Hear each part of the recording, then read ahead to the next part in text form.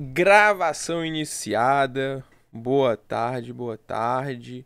Hoje, dia 26 de outubro de 2024. E aí, como sempre, pedindo aí aquele ok, né? Pra vocês, pra gente poder postar a nossa gravação lá no YouTube, tá? Muito importante que você dê esse ok aí. Bom, pessoal, que isso, que isso. Obrigado, obrigado. Eu fico todo errado, mano, quando vocês botam esses elogios aí. Mas enfim, primeiramente, né? O nosso trabalho tá disponível. Quer falar, mano? Ou só eu tô sem querer a mão. O nosso Não, trabalho. foi um erro. Ah, show. Desculpa aí. Tranquilo, tranquilo. O nosso trabalho tá disponível, tá bom, pessoal? A gente mandou o torpedo, né? Avisando com o link. A gente mandou também lá no nosso grupo do WhatsApp. E mandou também lá no nosso Ava, né? Assim que a gente entra, tem lá o link do trabalho, tá?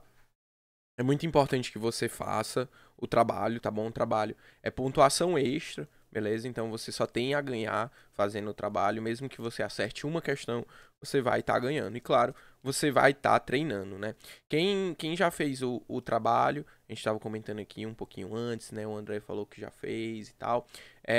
Tem as questões, certo? Mas tem, eu acho que pra mim é a principal parte do trabalho, que é uma última página em que você vai me dizer o que é que você achou do trabalho, se você teve alguma dificuldade em alguma questão, e aí é importante que se você, né, for colocar a questão, você coloque o enunciado da questão ou coloque algum item, tá?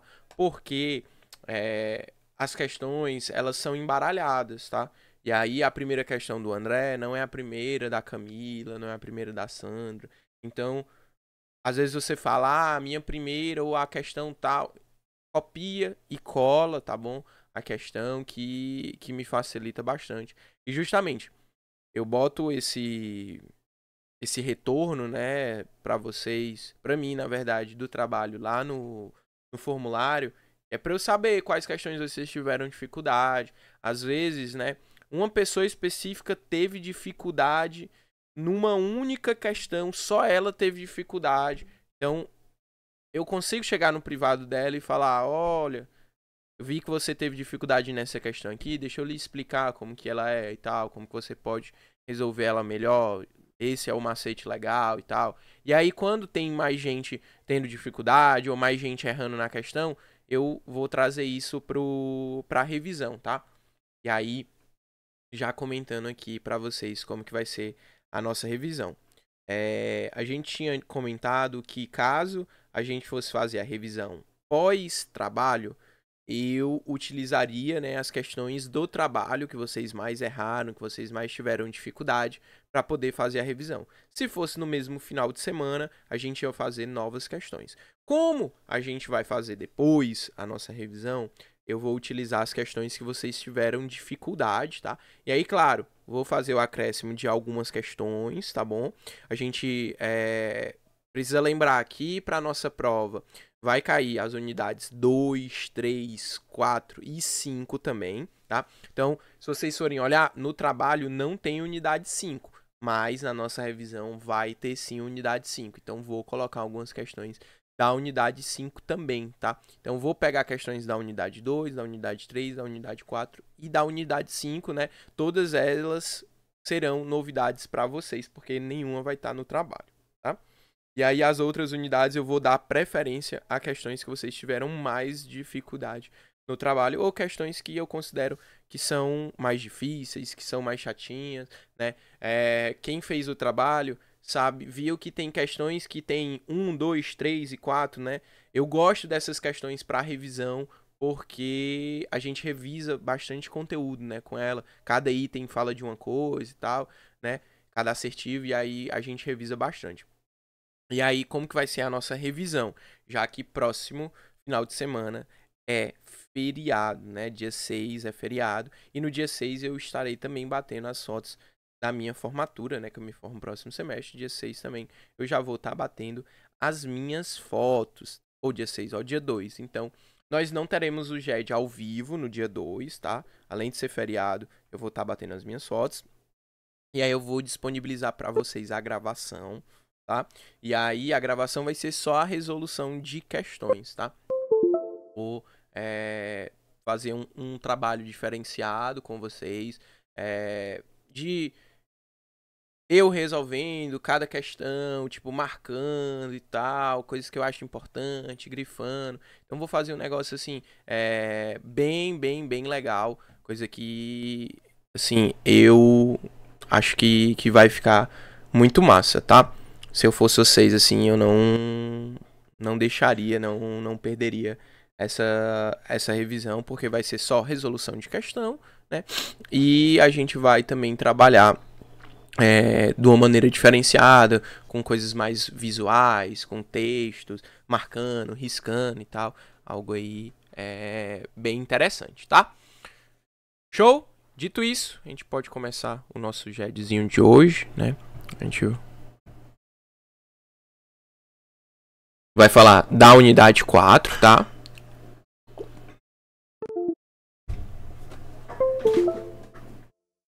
Unidade 4, pessoal, ela vai falar sobre medicina e segurança do trabalho, tá? Como o André comentou, né? Essa unidade, ela vai trazer as NRs, tá bom? A gente, ao total, tem 38 NRs, tá? É uma grande quantidade de NRs aí que fala sobre, né, essas normas regulamentadoras, mas, claro, a gente vai ter um foco aqui em algumas NRs, né? NR5, NR16, tá? Algumas NRs bem importantes pra gente e que vão fazer parte aí desse nosso estudo e que vão cair na prova, tá? Assim, obviamente o conteúdo vai ser cobrado, né? E aí costuma sim também ter questões sobre isso na colegiada, né? Uma pessoa me mandou mensagem, eu tava até comentando que a gente ainda tem algumas unidades para ver ao longo, até o final do semestre, né? E aí a unidade 6 e a 7, principalmente a 6, tá? A unidade 6, ela é uma das principais unidades para a prova colegiada. Então vai ser bom porque vocês já vão ter visto a unidade 5. E é assim que passar a prova de AV2, a gente já vai para a unidade 6. Que é assim, sem sombra de dúvidas, a unidade mais importante para vocês, para a colegiada. É a unidade que mais cai na colegiada, tá? E aí, a medicina e segurança do trabalho, né, vem justamente o objetivo, né, para poder criar essas condições, criar essas proteções à saúde, né, do trabalhador, tá? Deixa eu aqui, porque a gente vai. E obviamente, né, isso tá lá no nosso artigo 1º da Constituição, no artigo 7º, né? Vamos dar uma olhadinha aqui no artigo 7º. Aqui, ó, no artigo 1º, né, dignidade da pessoa humana, os valores sociais do trabalho e tal. Mas lá no artigo 7º, que é o artigo, né, que vai falar, né, são direitos dos trabalhadores urbanos e rurais, além de outros que visem a melhoria de sua condição social. A gente vai ter proteções quanto à questão da segurança e medicina do trabalho. Aqui, ó. Redução dos riscos inerentes ao trabalho por meio de normas de saúde, higiene e segurança. Adicional de remuneração para atividades penosas, insalubres ou perigosas, tá? A gente precisa lembrar que a gente não tem um adicional, né, de penosidade, né, atividades penosas, não existe nenhuma previsão legal, tá, de adicional de atividades penosas, a gente só tem o adicional de insalubridade e o adicional de periculosidade, tá? Apenas única e exclusivamente nós temos esses dois adicionais, tá? De normas de segurança do trabalho, tá? De medicina e segurança do trabalho.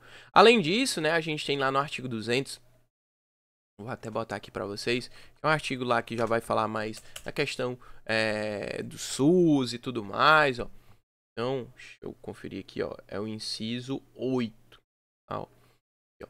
colaborar na proteção do meio ambiente, nele compreendido do trabalho. Então, a Constituição, a CLT, a nossa legislação traz, né, uma série de regulamentações que visam justamente promover essa segurança e essa proteção ao trabalhador. E aí, pessoal, quando a gente fala de proteção, dessa segurança, é bem específico, tá? Então, assim, a gente tem NR, por exemplo, que vai tratar sobre cordas, certo?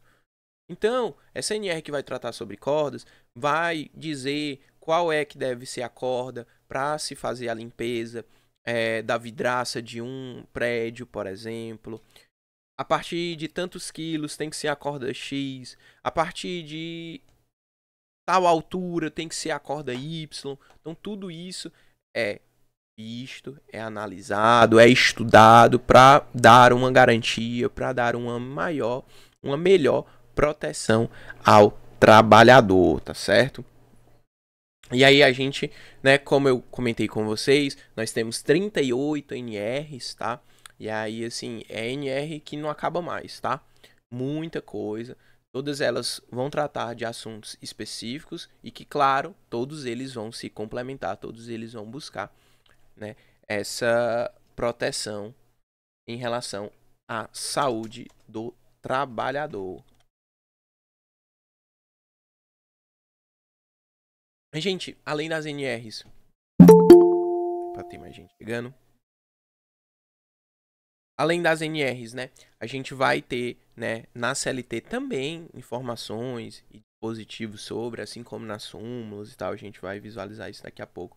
E o artigo 162 da CLT diz assim, ó: as empresas, de acordo com as normas a serem expedidas pelo Ministério do Trabalho, estarão obrigadas a manter serviços especializados em segurança e em medicina do trabalho, tá? Então, as empresas precisam, né, ter uma determinada equipe, às vezes, né, a depender do grau, do nível, do risco, de vários fatores que a gente vai já ver aqui um pouquinho, a gente tem mais pessoas, menos pessoas, mas a gente tem que ter justamente uma equipe, né? E aí, um exemplo, né, que a gente vai ter aqui é o SESMENT, tá? É o Serviço Especializado em Engenharia de Segurança e em Medicina do Trabalho, tá? Ele vai justamente cuidar da prevenção de acidentes, tá?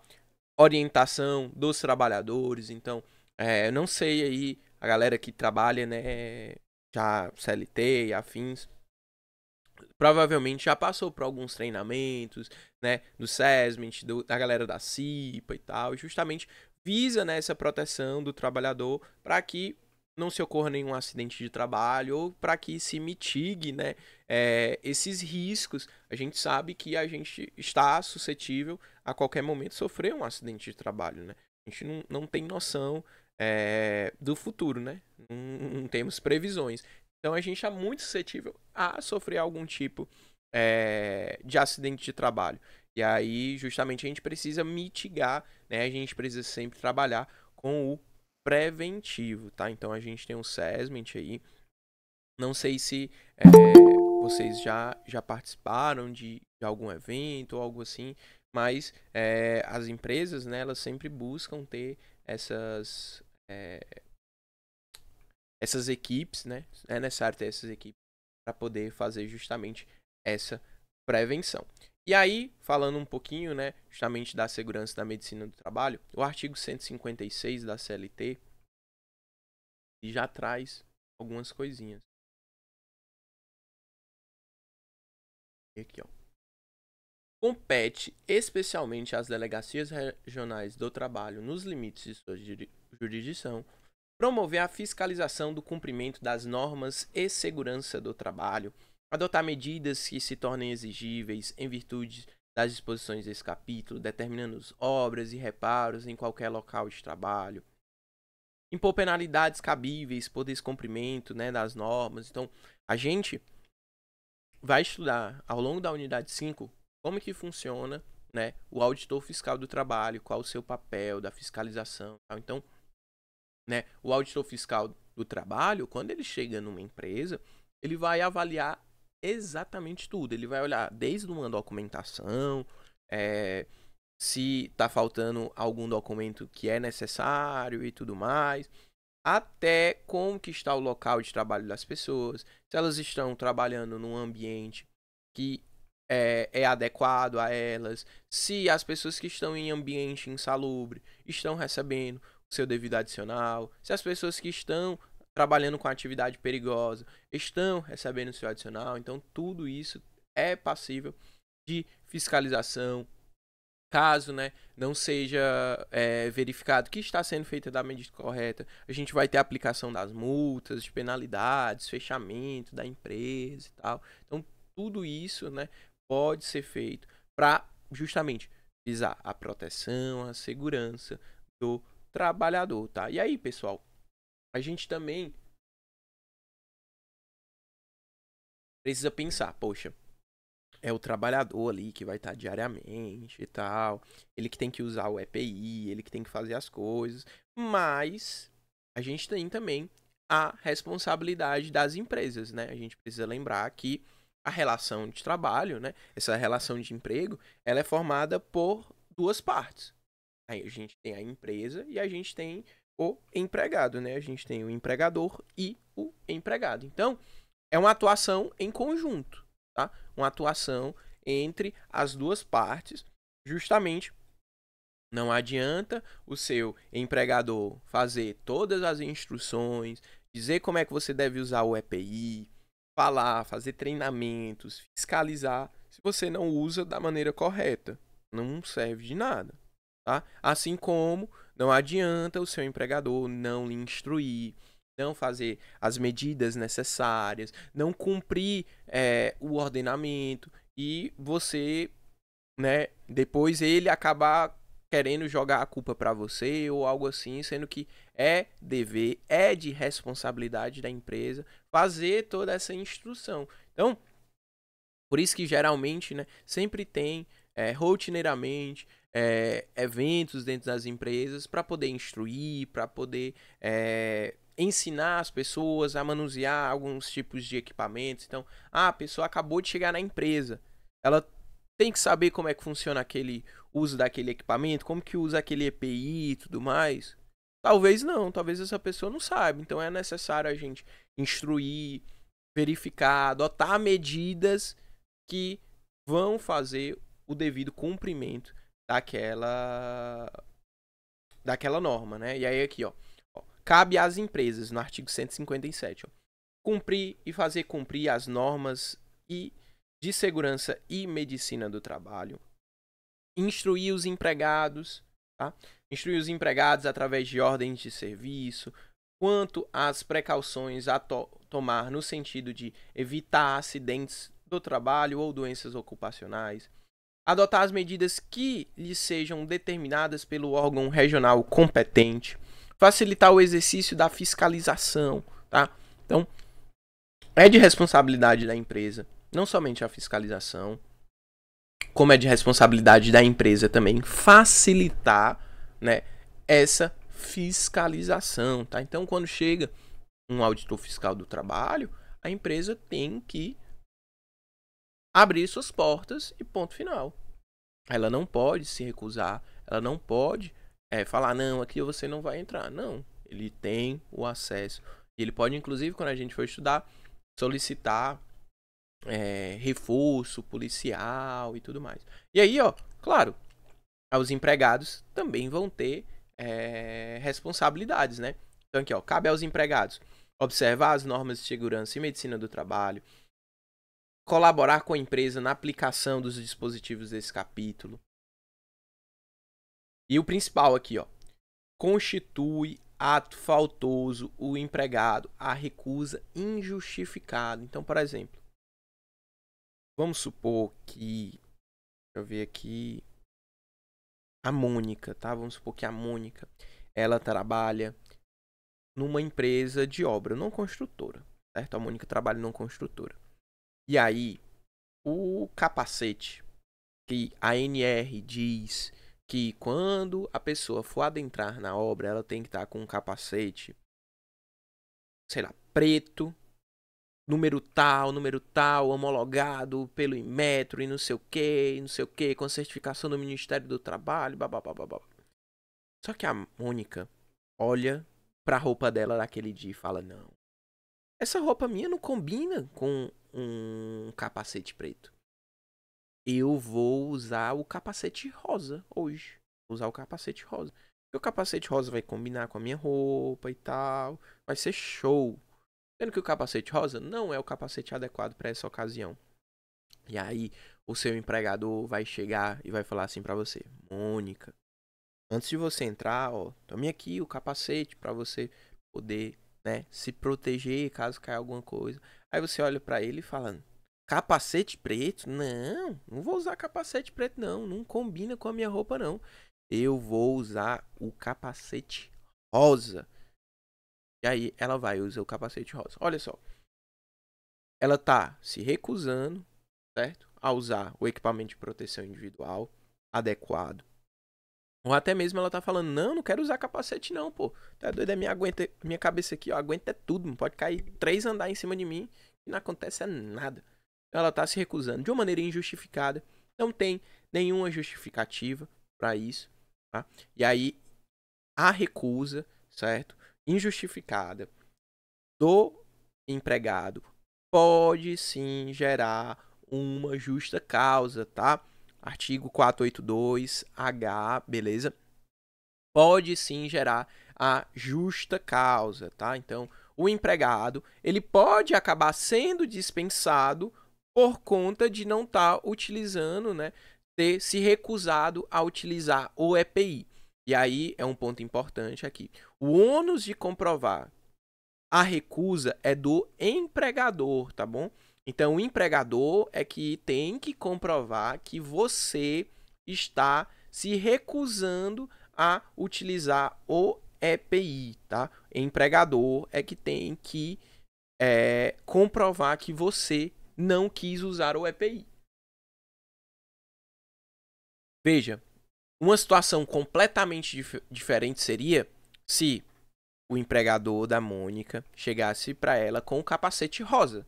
Falasse, olha, Mônica, tá aqui o capacete rosa, use o capacete rosa. Aí a Mônica fala, não, não vou usar o capacete rosa não. O capacete para eu entrar na obra é o preto. Eu só entro na obra com o capacete preto. Olha só, ela tá recusando? Tá recusando. Não deixa de recusar. Mas agora é de uma maneira justificada. Ora, ela está dizendo que o empregador dela não está fornecendo o equipamento de proteção individual necessário para a segurança dela. Então, ela está de maneira justificada recusando o EPI. Nesse caso, não tem falta justificada, ou não tem justa causa, não tem ato faltoso, não tem nada. Ela tem, né? Ora, nada mais justo, né, do que ela ter esse direito de recusar caso, né, de maneira justificada, não seja aí, por exemplo, o equipamento de proteção adequado, tá? Então, trouxe aqui para vocês uma situação bem parecida, né, ali, e aí os dois pontos, as duas perspectivas. Em um determinado momento, a recusa injustificada pode sim ser ato faltoso, tá? E pode levar a pessoa a ser dispensada por justa causa. E a recusa justificada, ela não tem nada, não tem nenhum problema. Desde que você, né, recuse de maneira justificada, como por exemplo, o empregador está lhe oferecendo um equipamento que não é adequado àquela ocasião, você não tem nenhum problema essa sua recusa, tá? Até aí, ok? Deu pra entender? Deu pra pegar?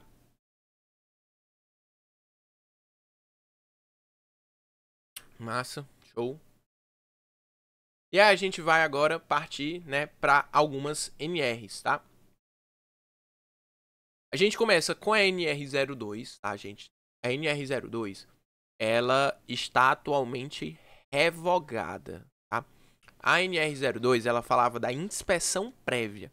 Então, antes, né, do estabelecimento funcionar, dele estar aberto, ele precisa passar por toda uma documentação, por toda uma autorização, desde lá do início da obra. Então, tem que ser aprovado o projeto, né?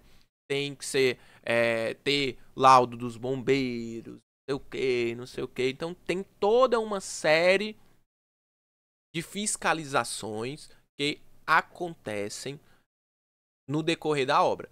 E a gente tinha, né, a inspeção prévia. O que era? Finalizou a obra. Finalizamos, tá tudo ok, tá tudo no lugar. Não vamos mexer em mais nada, vamos abrir já daqui a pouco. Vinha a fiscalização, vinha um auditor fiscal do trabalho e fazia um pente fino em todo o prédio. Então, verifica se a tomada está na posição correta, se a disposição das mesas está na disposição adequada, tudo assim, o piso, a altura, a temperatura do ambiente, se tem ar-condicionado, se não tem, não sei. Então, é feito todo um pente fino, né? A Aline provavelmente contou para vocês, né, uma história de um aluno dela, né, que era auditor fiscal do trabalho. E aí, na ânsia ali, né, não lembro se foi uma prefeitura de inaugurar um posto, alguma coisa assim. Acabou que não fez a inspeção prévia, né, nesse posto de saúde que a mulher dele trabalhava. E aí, quando ela tava trabalhando lá, uma bancada de mármore caiu, né, em cima do pé dela e tal. Então, assim, a gente imagina, nossa, contou, né, massa. Massa sim, né? Felizmente pra mulher e pro cara não é nada legal, né? Mas é um grande exemplo, assim, que a gente pode ter. A gente pensa, nossa, só porque aquilo é novo, não vai dar errado, não vai estar certo. Mas a gente precisa lembrar que a gente vive no Brasil, né? Infelizmente, muitas das coisas são no jeitinho, muitas coisas ali são feitas nas buchas, né? Então, é necessário que a gente tenha essa fiscalização. Infelizmente, essa NRI está revogada, tá? Então, a gente atualmente, até a data de hoje, né? Ela não tem a exigência da inspeção, da fiscalização do trabalho, tá? Não se exige mais a inspeção prévia, tá? Eu confesso que eu sou uma pessoa que gostaria muito que a CNR, de fato, fosse... voltasse, né, à ativa e fizessem o cumprimento dela, tirassem essa revogação aí, porque, infelizmente, a gente sabe que é necessário ter essa fiscalização, porque, e aí, a gente, às vezes, não consegue pensar no futuro, né, mas a gente precisa pensar principalmente no futuro, né, então vamos supor que, poxa, tô inaugurando aqui o meu empreendimento, meu prédio, meu trabalho, poxa, assim, gastei tudo que eu tinha, o que eu não tinha.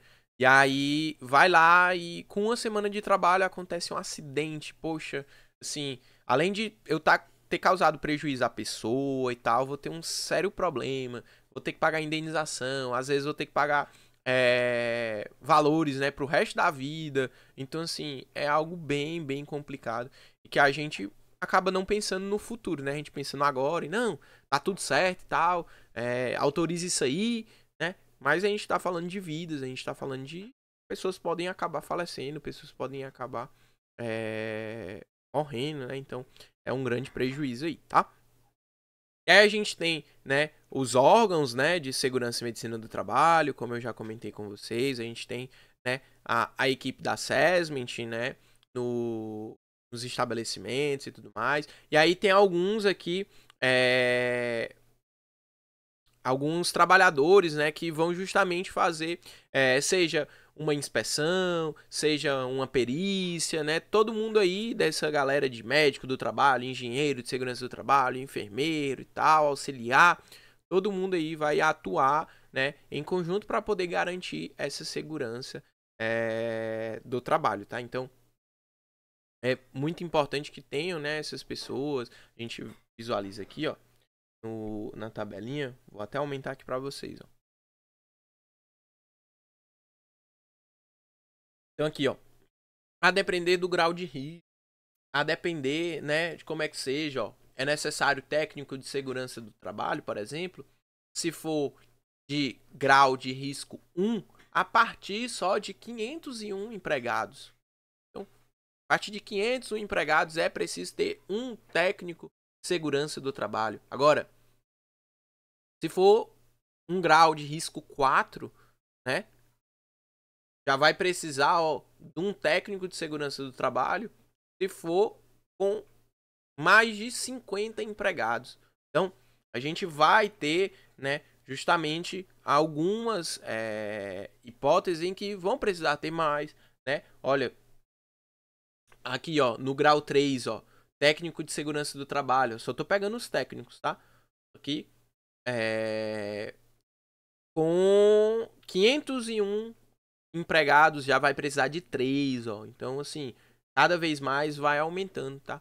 E aí, assim, é algo normal, acontece. É importante que, de fato, essas empresas busquem, né, ter essas equipes, né, do SESMENT aí, né? Os técnicos, engenheiros, médicos do trabalho, enfermeiros, enfim, todo mundo para poder trabalhar em prol dessa segurança. E aí a gente lembra, né, lá da unidade 1 a gente estuda a CIPA, né? Comissão Interna de Prevenção de Acidentes e Assédio. A gente estuda a estabilidade do cipeiro e tal, como é que funciona. E aí aqui a gente novamente vê a CIPA, né? Lá no artigo 163 da CLT, né? Justamente a CIPA tem esse objetivo de dar essas orientações, fazer com que sejam cumpridas a legislação, as regulamentações, e de fato tenha, né, um ambiente sadio para aquelas pessoas, assim como, né, gente, é Comissão Interna de Prevenção de Acidentes e Assédio, né, então tem também essa proteção em relação às mulheres, tá, é algo muito importante que a gente às vezes acaba não lembrando, né, o A do CIPA acaba no acidentes, né, e aí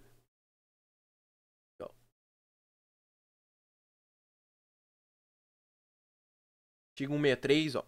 Será obrigatória a constituição de Comissão Interna de Prevenção de Acidentes e Assédio, a CIPA, em conformidade com as instruções expedidas pelo Ministério do Trabalho e Previdência, nos estabelecimentos ou nos locais de obra nelas especificadas. Então, né, aqueles estabelecimentos com mais de 19, certo? Mais de 19 empregados, eles precisam ter, né, uma comissão interna de prevenção de acidentes e assédio.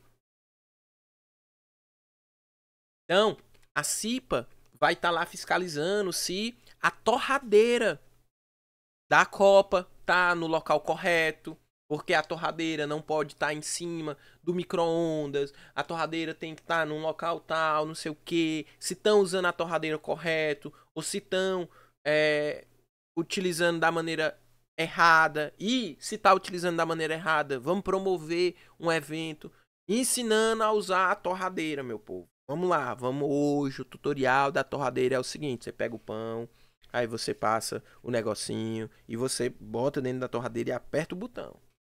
Esperou, ele sobe sozinho, você pega junto com um pegadorzinho para você não se queimar. Então, a CIPA ela vai dar justamente, né, essas orientações, essas fiscalizações e tá justamente prevenindo, né? E aí, ó, a gente tem aqui, ó, em relação ao número de empregados, né, a tabelinha novamente do dimensionamento da CIPA. Perceba quando, né, a partir do nível 3, né, grau de risco 3, é que de fato a gente tem essa CIPA a partir dos 19. Quando é grau 1, grau 2, a gente tem uma maior, né, quantidade de empregados até ter um número de cipeiros, né? Então, a gente observa a obrigatoriedade a partir dos 19, né? A partir de mais de 19 né, a partir de 20 empregados, porém, né, em locais aí, estabelecimentos que tenham esse grau de risco mais baixo, tem essa flexibilização, vamos dizer assim, tá? Como eu tinha comentado com vocês, a questão do EPI, né, o equipamento de proteção individual, gente, o EPI ele deve ser oferecido, ele deve ser ofertado pela empresa, tá, gente? A empresa é que tem que fornecer aos seus empregados o EPI, tá? Aqui, ó. A empresa é obrigada a fornecer aos empregados gratuitamente equipamento de proteção individual adequado ao risco e em perfeito estado de conservação e funcionamento, sempre que as medidas de ordem geral não ofereçam completa proteção contra os riscos de acidentes e danos à saúde dos empregados. Então, Enzo, na questão está dizendo que o empregador está cobrando dos seus empregados o EPI. Tá errado? Tá errado. Pode, tem que ser gratuito, tá? A empresa tem que oferecer gratuitamente. Então, é o capacete que tem que usar? Tá aqui, ó. Mônica, tá aqui o seu capacete, ó. É esse capacete que você tem que usar. Tome, use, tá? Então, é importante também, como eu comentei com vocês, não basta apenas o fornecimento do EPI. Eu tenho que dizer como é que usa, eu tenho que instruir, olha, o capacete eu boto aqui, eu faço uma amarração aqui, ou ele tem um lacre de segurança aqui embaixo, ou não tem nada, ou é uma corda que tem que ter uma corda de vida, né, para poder, caso a corda principal, né, aconteça alguma coisa com ela, se rompa, você tem uma corda de vida que você consegue se segurar e você não vai cair, tá? Então, tudo isso é necessário o quê? Ser aprovado, ser validado, tá? Aquilo não está sendo disponibilizado para você à toa, tá? Então a gente tem aqui, ó, no artigo 167, ó, equipamento de proteção individual só será posto à venda ou utilizado com a indicação do certificado de aprovação do Ministério do Trabalho, tá? Então, por exemplo, deixa eu ver se eu consigo botar aqui.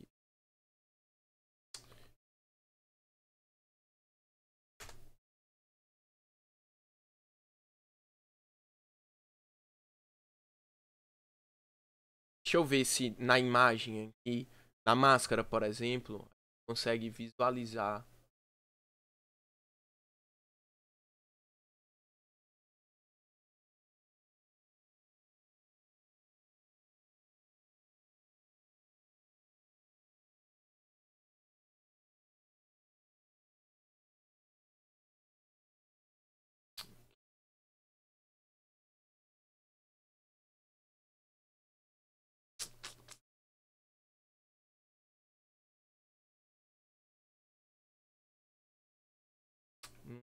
Mas, por exemplo, né, nas máscaras, se vocês pegarem as máscaras de vocês,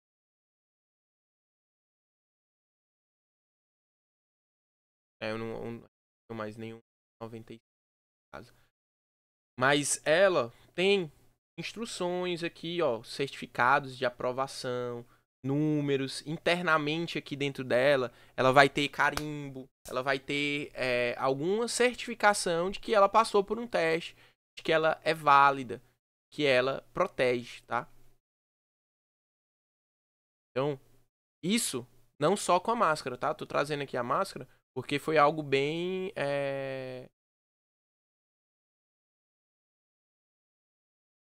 vai ter certificados do Inmetro, por exemplo, tá?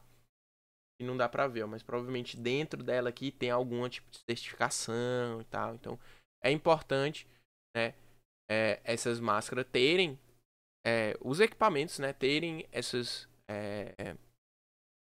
autorizações, tá? Porque justamente é isso que traz essa veracidade, né? Essas confirmações de que foi testado, que foi aprovado. Tá? Então, para você usar a corda de tamanho tal, de espessura tal, a determinada altura, não sei o que, foi feito vários testes, né, com várias cordas, até chegar naquela para ser a corda adequada, tá? E aí, como eu comentei com vocês, também é de responsabilidade da empresa fazer essas instruções, tá? É necessário que a gente tenha várias instruções. Então, aqui, ó, será obrigatório, tá?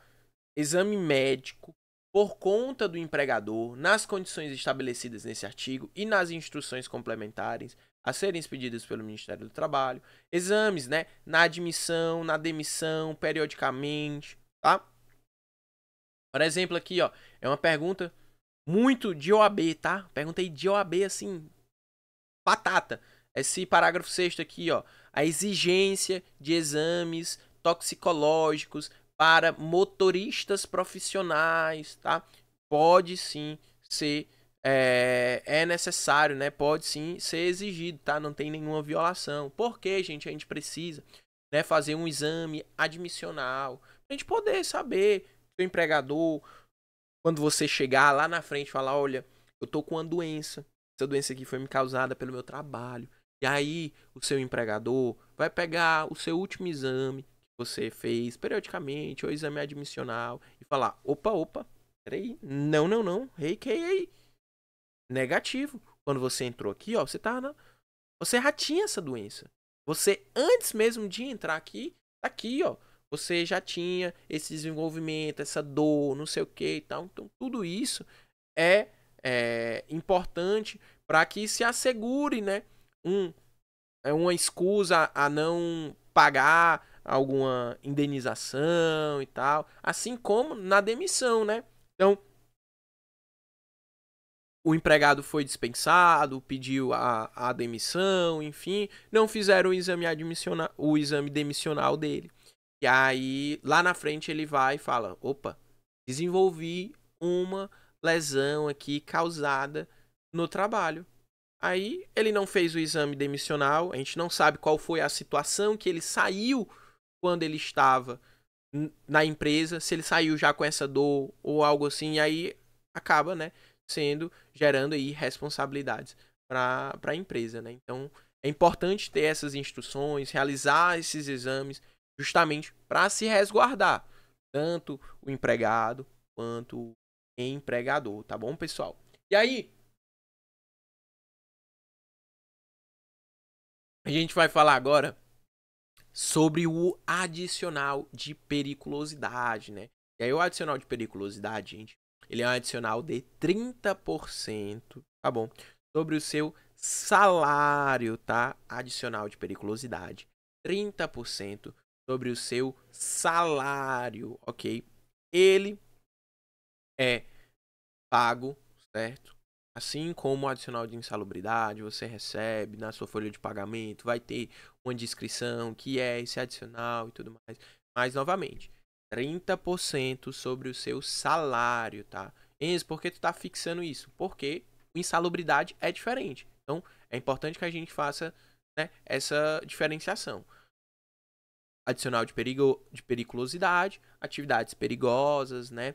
A gente vai já ver um pouquinho sobre essas atividades, mas adicional de 30%, tá? E aí está lá no artigo 93 da CLT. E o artigo 93 ele fala, ó,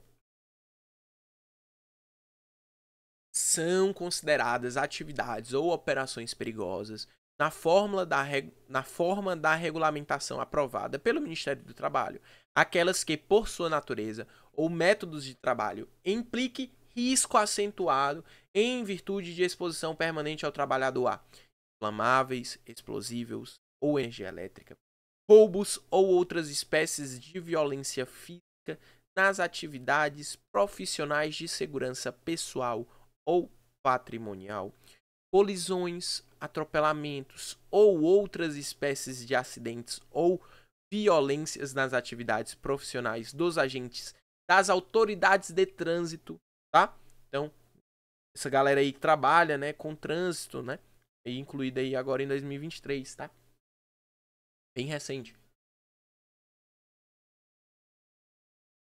Então, se você trabalha com atividades que coloquem em risco a sua vida, você trabalha com inflamáveis, energia elétrica, você trabalha fazendo proteção, né, de atividade de segurança pessoal, patrimonial e tal, contra roubos, você faz sim jus ao adicional de periculosidade. E o adicional, né, o trabalho em condições de periculosidade assegura ao empregado adicional de 30% sobre o seu salário,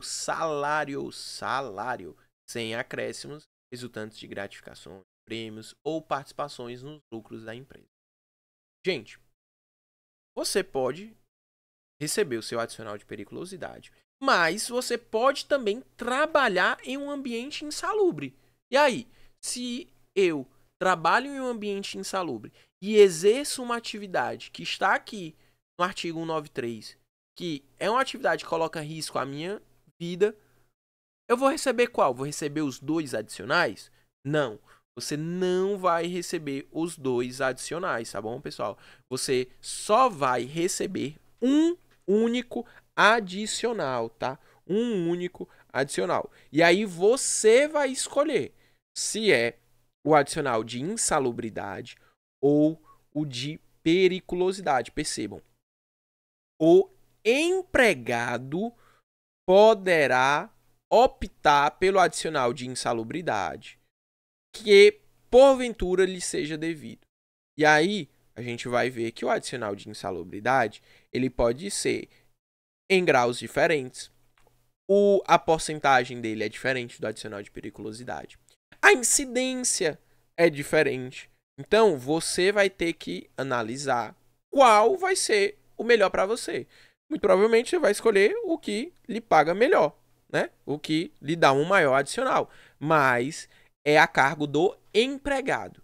Então, tem a possibilidade de receber 2 adicionais, um adicional de periculosidade e um adicional de insalubridade? Não, não existe essa possibilidade. O empregado que vai escolher qual o adicional que ele vai ter, tá bom? O empregado que vai escolher, tá? Perfeito. Deu para pegar? Deu para entender? E, além disso, são também consideradas perigosas as atividades de trabalhador em motocicleta. Gente, falou que a pessoa é motoboy, trabalha com motocicleta, tem adicional de periculosidade, tá? Independente se ela utiliza a moto própria, utiliza a moto da empresa, não tem problema. É adicional de periculosidade, trabalhador em motocicleta, tá? Agora, o que não cabe adicional é quando a pessoa, por livre e espontânea vontade, vai pro trabalho de moto e lá no trabalho ela trabalha dentro de uma sala, num computador, num ar-condicionadozinho, de boa. Tá? Aí não é devido ao adicional de periculosidade.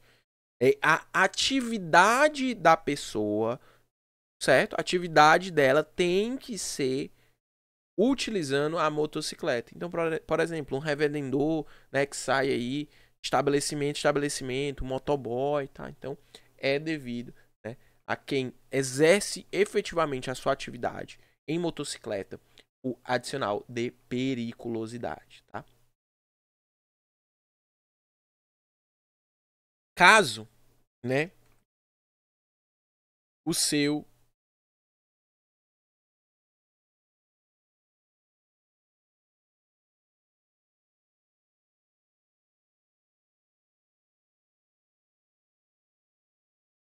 Suzana, se aquela pessoa trabalha com motocicleta, ela tem que dirigir e tal, eu entendo que pode ser, sim, devido. Obviamente, gente, sim. Né? Bem-vindos à realidade do direito do trabalho, né? Felizmente, muitas vezes os adicionais não são pagos, as coisas não são cumpridas e tal, né? Uma pessoa até, um aluno de relações de trabalho 1, né? Perguntou, é possível, né, a gente poder reconhecer o vínculo de uma pessoa que está trabalhando com um contrato de PJ e tal. Pô, cara, é super possível, né? Desde que se prove, né, que a gente tem um shopping e tal. Então, infelizmente, a prática, ela, às vezes, é um pouco diferente, tá?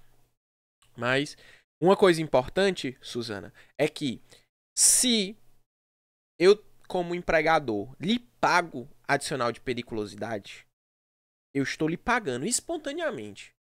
Espontaneamente. É desnecessária a perícia. Então, se eu resolvo lhe pagar adicional de periculosidade, não tenho obrigação de lhe pagar. É algo espontâneo. é desnecessário uma perícia médica para se auferir se aquela atividade era ou não perigosa, oferecia ou não risco à minha vida. Tá? A súmula 453 do TST. Tá, ó. O pagamento de adicional de periculosidade efetuado por mera liberalidade da empresa, ainda que de forma proporcional ao tempo de exposição ao risco ou percentual inferior ao máximo legalmente previsto, dispensa a realização de prova técnica exigida pelo artigo 195 da CLT, pois torna incontroversa a existência do trabalho em condições perigosas. Ora, se eu estou pagando espontaneamente para o meu empregado um adicional de periculosidade, isso quer dizer que eu reconheço que ele trabalha em condições perigosas, que ele exerce uma atividade perigosa. Né? Então, a gente tem essa desnecessidade da perícia. Tá? E aí, pessoal, a exposição, certo, ao agente, essa exposição esse risco à sua vida, ele pode ser em caráter permanente ou em caráter intermitente, tá?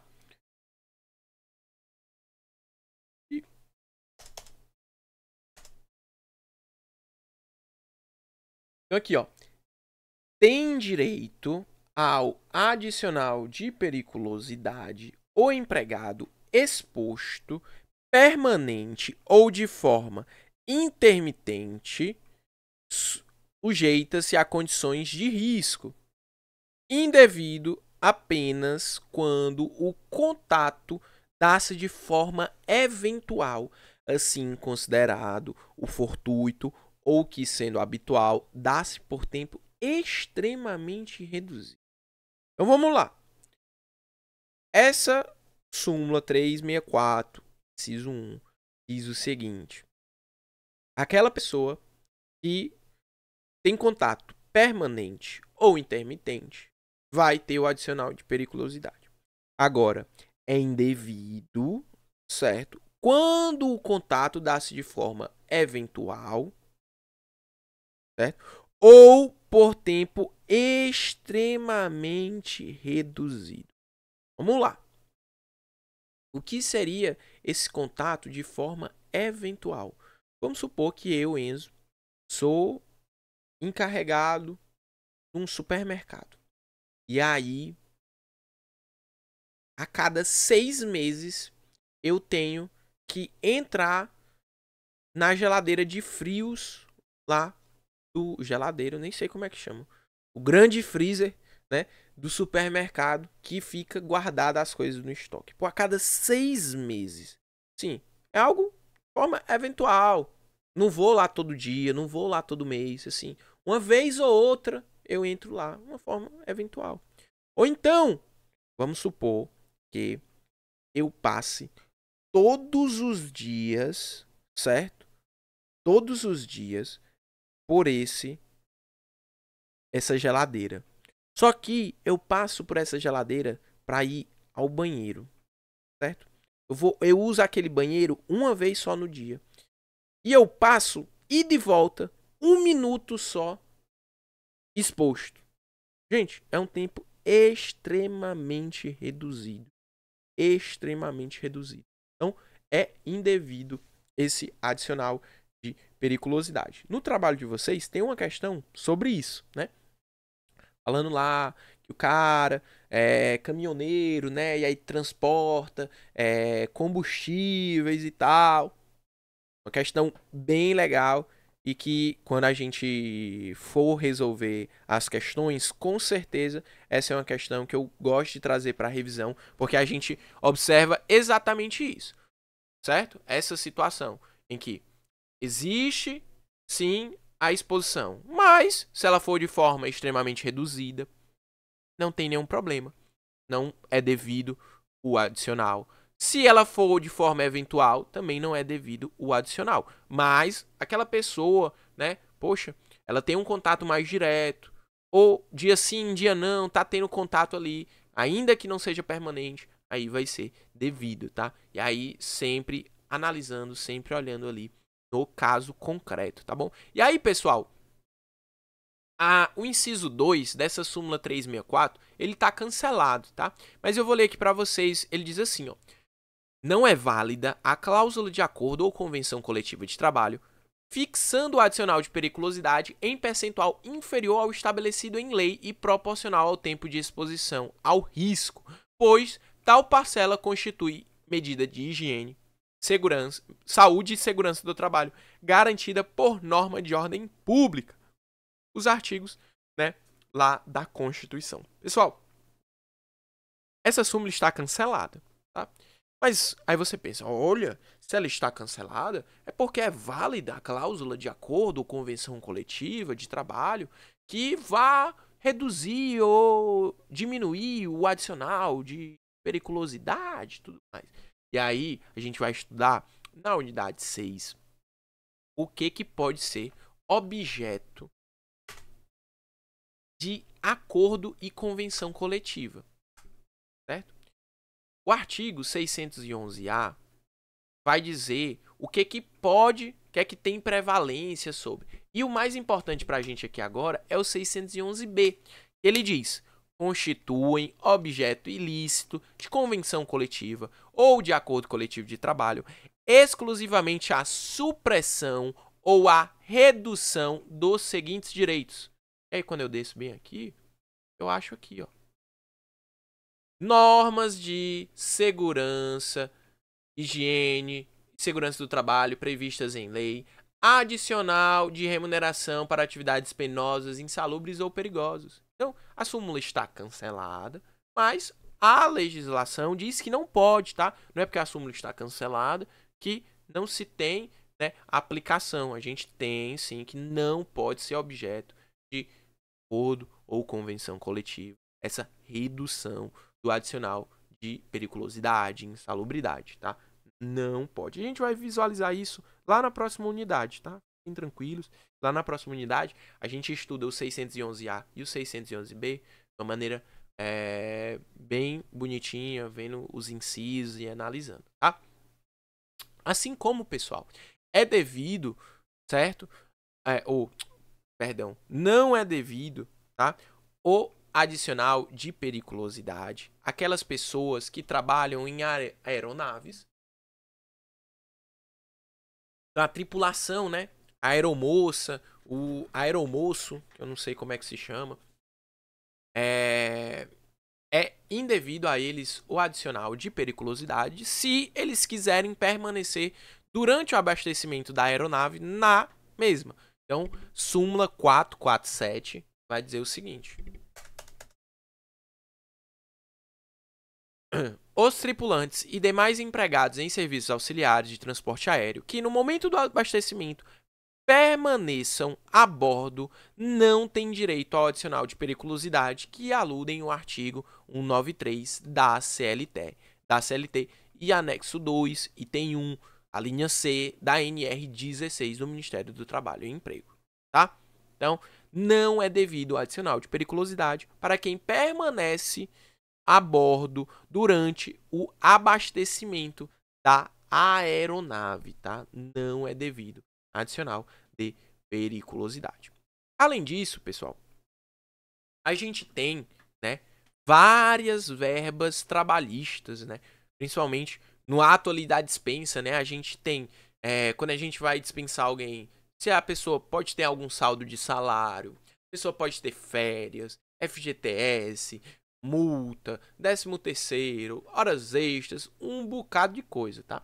E aí, a súmula 132, ela vai falar sobre a questão dos adicionais e da hora extra, tá? Então ela diz assim, ó: o adicional de periculosidade pago em caráter permanente integra o cálculo de indenização e de horas extras, tá? Então, caso a pessoa receba, né, o adicional de periculosidade e tudo mais, ele vai integrar aí esse cálculo de indenização e de horas extras, tá? E aí, o parágrafo 2º, o inciso 2 é ótimo, é muito importante que durante as horas de sobreaviso, o empregado não se encontra em condições de risco, razão pela qual é incabível a integração do adicional de periculosidade sobre as mencionadas horas. Não sei se vocês lembram, lá de trabalho 1, certo? Existe a possibilidade de você ficar de sobreaviso, certo? Sobreaviso, tá? Sobreaviso e prontidão, né? Quando a pessoa tá lá, tá? O sobreaviso é quando a pessoa está na casa dela, certo? Sobrado, né? Pensa que a pessoa está na casa dela. E aí tá lá com o celular que de vez em quando pode ser que chegue alguma coisa. Nesse caso, se a pessoa está no sobreaviso, ela recebe por isso, tá? Ela recebe. Mas não vai ter adicional de periculosidade. Ora, ela não está efetivamente exercendo aquela atividade perigosa. Ela não está tendo a ofensa, o risco à sua vida, tá? Então, não vai ser devido a quem está nas horas de sobreaviso adicional de periculosidade nessas horas, tá? Agora, porém, contudo, entretanto, todavia, a pessoa que está de férias, certo? A pessoa que está de férias é sim devido adicional de periculosidade, tá? Então aqui, ó, pagamento do adicional durante o período de férias, tá, gente? Então, a questão pode trazer para você que a pessoa está de férias e aí questiona se é devido ou não o pagamento do adicional. E ó, os adicionais por trabalho extraordinário, noturno, insalubre ou perigoso serão computados no salário que servirá de base ao cálculo da remuneração das férias. Por quê, gente? Quando a gente está falando dessas verbas trabalhistas, existem verbas que são pagas com base na sua última remuneração. Lembra quando a gente estuda lá o FGTS? O FGTS, ele é 8% da sua remuneração. A remuneração é a totalidade dos seus ganhos. Então, se você faz jus a um adicional de periculosidade, o seu FGTS vai sim ser com base também nesse valor. Assim como as férias. As férias são calculadas com base na remuneração, tá? Então, é devido sim adicional de periculosidade, adicional noturna, insalubridade durante o período de férias, tá? Durante o período de férias, beleza? Férias tem o pagamento de adicional de periculosidade, insalubridade. E aí a gente vai agora falar da insalubridade, né, gente? A insalubridade vai ser quando expor, né, os empregados a agentes nocivos à sua saúde acima dos limites de tolerância, gente. Acima dos limites de tolerância. São consideradas atividades ou operações insalubres aquelas que, por sua natureza, condições ou métodos de trabalho, exponham os empregados a agentes nocivos à saúde acima dos limites de tolerância fixados em razão da natureza e da intensidade do agente e do tempo de exposição aos seus efeitos.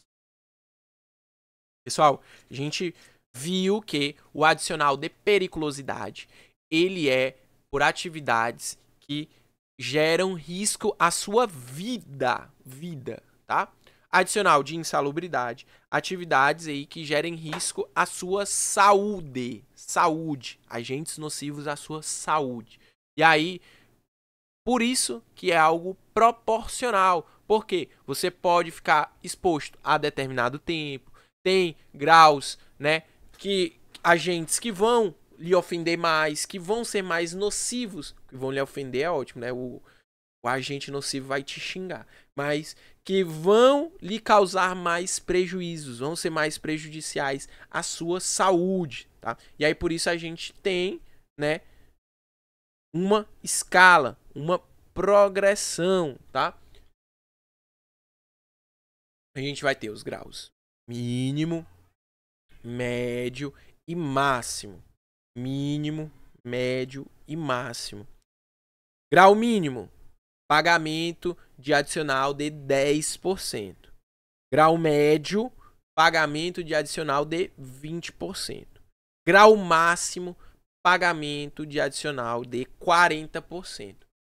Todos eles calculados em cima do salário mínimo, tá?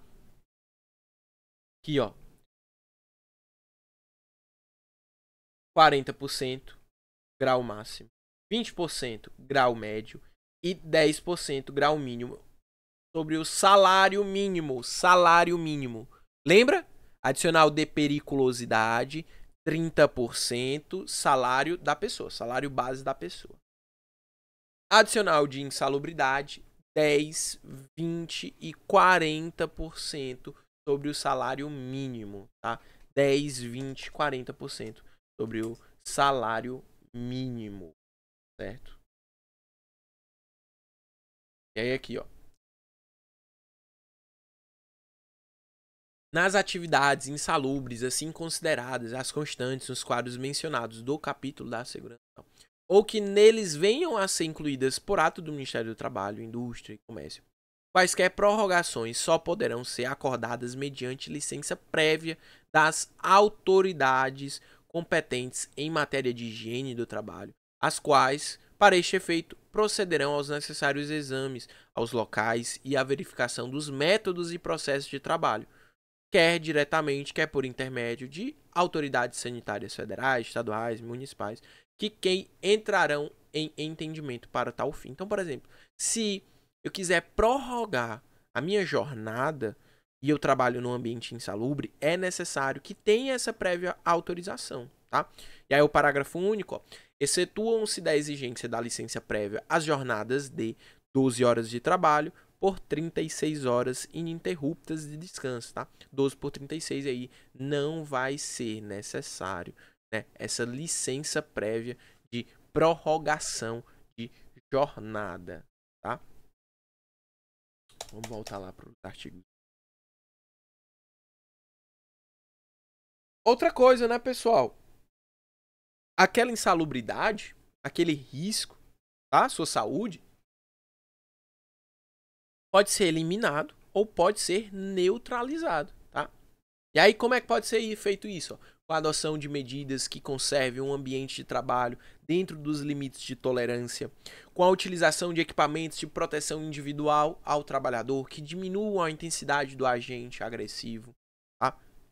Então, pode sim ser diminuído, pode sim ser eliminado, certo? A insalubridade. E isso não gera, isso não é considerado, certo? Uma redução salarial, tá bom? Não é uma redução salarial. Pode ser que o ambiente não seja mais insalubre e não seja mais necessário o pagamento do respectivo adicional. Ora, se não é mais necessário, não tem nenhum problema. Então aqui, ó, o direito do empregado ao adicional de insalubridade ou de periculosidade cessará com a eliminação do risco à saúde ou à integridade física. Então, se eu tenho uma eliminação completa da integridade física ou do risco à saúde, não tem por que ter adicional de insalubridade ou de periculosidade, tá? Não vai incorporar ao salário do empregado e não vai ser considerada uma redução salarial, tá? Sim, vai dizer a súmula 248. A reclassificação ou a descaracterização da insalubridade por ato da autoridade competente repercute na satisfação do respectivo adicional, sem ofensa a direito adquirido ou ao princípio da irredutibilidade salarial, ou seja, não ofende o princípio da irredutibilidade, ou seja, não é uma redução salarial, tá? Pra gente poder comprovar, gente, né? A gente precisa de uma perícia médica, né, para comprovar se aquele ambiente é perigoso, se aquele ambiente é insalubre, se ele oferece riscos, né, à saúde, à integridade física e tal, ou não. A gente precisa ter uma perícia, certo? Essa perícia, ela pode ser realizada por médico ou por engenheiro do trabalho. Acontece que, em alguns casos, a perícia não vai ser mais possível, porque o estabelecimento está fechado, não tem mais como acessar aquilo.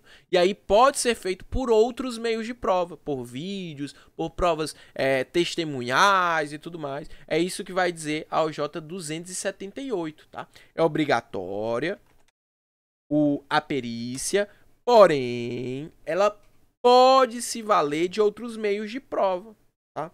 Pode se valer de outros meios de prova, sim.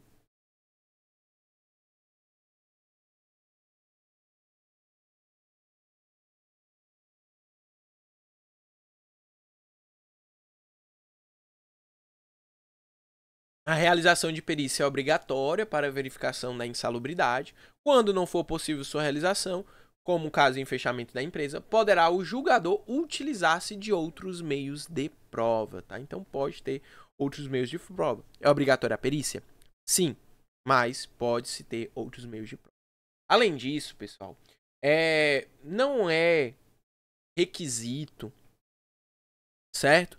Eu identificar, eu apontar aquele tipo de agente, aquela insalubridade na minha reclamação trabalhista, e quando chegar o laudo do médico e do engenheiro, ou tanto faz, tá? Não tem distinção, for apontado um outro agente. Ora, eu, advogado, eu, trabalhador, tenho que saber qual é o agente que vai ser prejudicial, perdão, né, a saúde daquela pessoa. Não tenho que saber, tá? Então é possível, sim, a concessão de adicional de insalubridade, agente diverso apontado na inicial, tá? Súmula 293 do TST. Súmula 293. A verificação mediante perícia de prestação de serviço em condições nocivas, considerando agente insalubre diverso do apontado da inicial, não prejudica o pedido de adicional de insalubridade, tá? Então, por mais que eu aponte um agente que seja diverso do que eu apontei na inicial no laudo, né, seja um outro agente nocivo, não tem nenhum problema, tá? Desde que esse agente, essa constatação esteja dentro da relação do Ministério do Trabalho, tá? Não basta apenas a constatação da insalubridade pelo laudo, pela perícia. Ela tem que estar, certo, na relação do Ministério do Trabalho. E a higienização de sanitários, banheiros públicos, de uso coletivo e coleta de lixo, elas vão ensejar no pagamento de adicional de insalubridade em grau máximo, tá? Grau máximo, tá certo? Súmula 448. Não basta a constatação da insalubridade por meio de laudo pericial para que o empregado tenha direito ao respectivo adicional, sendo necessária a classificação da atividade insalubre na relação oficial elaborada pelo Ministério do Trabalho. Tá? Então precisa estar na lista, beleza? 2. A higienização de instalações sanitárias de uso público ou coletivo de grande circulação e a respectiva coleta de lixo, por não se equiparar à limpeza em residências e escritórios, enseja no pagamento de insalubridade em grau máximo, tá? Grau máximo. Então, a questão geralmente que vai tratar desse inciso 2 vai trazer uma pessoa que trabalha no escritório como faxineiro e tal, não sei o quê, e outra que trabalha, né, limpando o banheiro da rodoviária, tá? E aí a pessoa que trabalha limpando o banheiro de uso coletivo, de grande circulação, de uso público, ela vai ter insalubridade em grau máximo. Quem trabalha, certo, em ambientes de residência, de escritórios, tá? É diferente, beleza? Por não se equiparar à limpeza em residências e escritórios, tá? Tem, inclusive, eu acho uma questão sobre isso, né?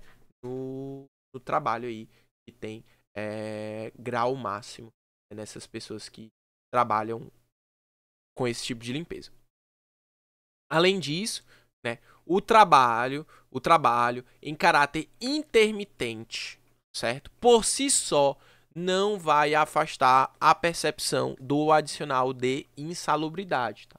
Então a gente comentou que é devido o adicional de periculosidade no caso de trabalho intermitente. Aqui, a insalubridade também, tá? Então, por mais que a pessoa trabalhe, certo? De maneira intermitente, tendo aquele contato ali, não significa que ela não vai ter o adicional, tá? Súmula 47 aqui, ó. O trabalho executado em condições insalubres em caráter intermitente não afasta, só por essa circunstância, o direito à percepção do respectivo adicional, tá? Não afasta, beleza? Então, é devido. Assim como, pessoal, o simples fornecimento do EPI não exime o pagamento do adicional, tá? O simples fornecimento do EPI não exime o pagamento do adicional. Súmula 289. O simples fornecimento do aparelho de proteção pelo empregador não exime o pagamento do adicional de insalubridade. Cabe-lhe tomar as medidas que lhe conduzam à diminuição ou à eliminação da nocividade, entre as quais as relativas ao uso efetivo do equipamento pelo empregado. Então, o simples fato de eu entregar o equipamento, de eu fornecer o equipamento, não vai me reduzir, não vai me tirar do pagamento do adicional. Vai ter que ser feita a avaliação, vai ser verificado, olha, utilizando esses equipamentos, esses EPIs, o adicional, o grau de insalubridade, ao invés de ser no máximo, vai lá para o mínimo. Então pronto, você utilizando os equipamentos, você fornecendo os equipamentos, você dando treinamento para os seus funcionários e pagando o respectivo adicional devido já dessa reclassificação, não tem nenhum problema. Assim como, claro, obviamente, se você não tem mais a insalubridade, se acontece uma nova fiscalização e acontece uma reclassificação e verifica-se que aquele ambiente não é mais insalubre, certo? A gente tem a exclusão do adicional, certo? É óbvio, é claro. Se não tem mais ambiente insalubre, não tem mais por que a gente ter o pagamento do adicional. A eliminação da insalubridade mediante fornecimento de aparelhos protetores aprovados pelo órgão competente do Poder Executivo exclui a percepção do respectivo adicional. Então vamos supor que o Luiz trabalha numa empresa e aí ele trabalha, o ambiente dele é insalubre, certo? Só que aí a empresa contratou, fez toda uma avaliação, laudos, peritos e tal, e viu que se fornecesse para os empregados dela uma máscara, certo? E uma luva adequada, não haveria mais insalubridade. Deixaria o ambiente salubre. Ora, houve a eliminação da insalubridade com o fornecimento do EPI. Houve. Se houve essa eliminação, não tem que se falar do adicional, tá? Acontece que, na maioria das vezes, o EPI ele diminui o risco, diminui a exposição ao agente nocivo. Aí, obviamente, a gente pode ter uma reclassificação e tudo mais, e tem o pagamento do adicional. Agora, se o EPI eliminar o risco também, não tem nenhum problema, não temos mais adicional de periculosidade. Diminuiu o risco, a gente tem o pagamento conforme o risco que deve ser. Eliminou o risco, não tem nenhum problema. Acaba-se com o adicional, porque, como a gente já viu, não é direito adquirido, não tem nenhuma ofensa ao princípio da irredutibilidade salarial, que justamente diz que o seu salário ele não pode ser reduzido. E como eu comentei com vocês, os adicionais, né, eles vão integrar a remuneração, tá? Súmula 139, súmula 139. O adicional, ele integra a sua remuneração. Por quê? A remuneração é a totalidade dos seus ganhos, tá? Então, enquanto percebido, o adicional de insalubridade integra a remuneração para todos os efeitos legais. Então, seu cálculo de FGTS, por exemplo, ele tem que ser levado em consideração o seu adicional de insalubridade, tá? Tem que ser levado em consideração o seu adicional de insalubridade, porque é com base na remuneração, tá? Se aquela parcela, né, aquela verba for paga com base na sua remuneração, tem que ser levado em consideração. Perfeito, tranquilo, e assim finalizamos, né? Esse já é de hoje, ele foi mais esticado que o normal, né? Que a gente está acostumado. Em virtude, né? A gente já está se aproximando da prova e não está podendo perder tanto tempo assim, vamos dizer assim. Tô só pegando aqui o link, tá bom, pessoal? Do formulário. Um minutinho.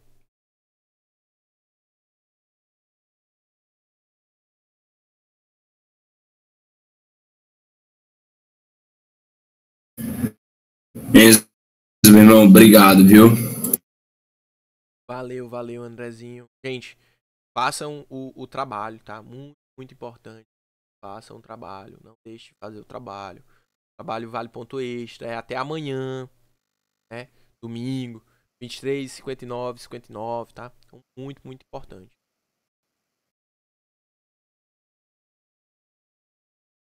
Só pegando aqui, gente.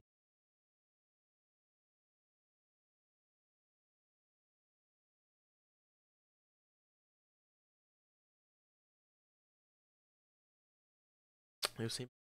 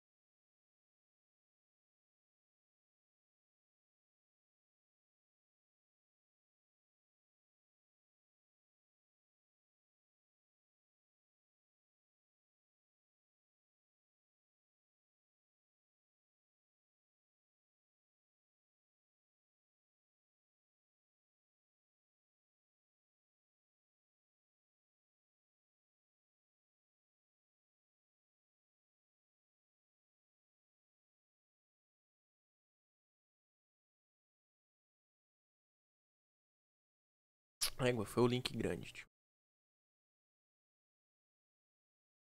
Foi demais. Valeu, valeu, gente. Muito obrigado. Cheiro. Forte abraço. Bom final de semana e façam o trabalho, tá? Até mais.